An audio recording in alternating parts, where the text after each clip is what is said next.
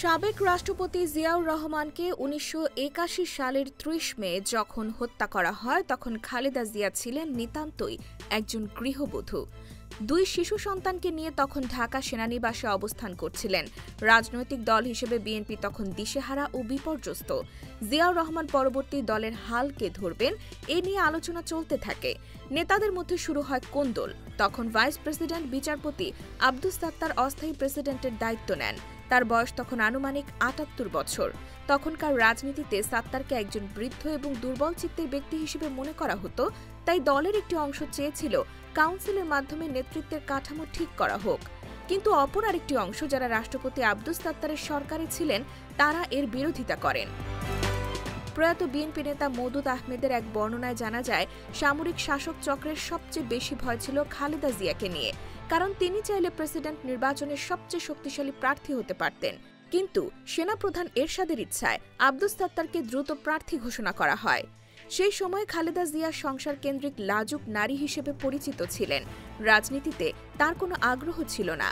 স্বামীর হত্যাকাণ্ড তাকে মানসিকভাবে ভেঙে দেয় এবং পরিবার থেকেও তিনি রাজনীতিতে আসার উৎসাহ পাননি। তবুও বিএনপির একাংশ তাকে রাজনীতিতে আনতে জোর চেষ্টা চালায়। অন্যদিকে এরশাদের ধারণা ছিল, খালেদা জিয়া রাজনীতিতে এলেই তার ক্ষমতা দখলের পরিকল্পনা কঠিন হয়ে যাবে। শেষ পর্যন্ত অবসরপ্রাপ্ত কর্নেল আকবর হোসেন, নুরুল ইসলাম শিশু ও একিউএম বদরুদ্দোজা চৌধুরীর উদ্যোগে ১৯৮২ সালের ১৩ জানুয়ারি খালেদা জিয়া বিএনপির প্রাথমিক সদস্য হন। একই বছর ৭ নভেম্বর জিয়ার সমাধিতে তিনি প্রথম বক্তব্য দেন।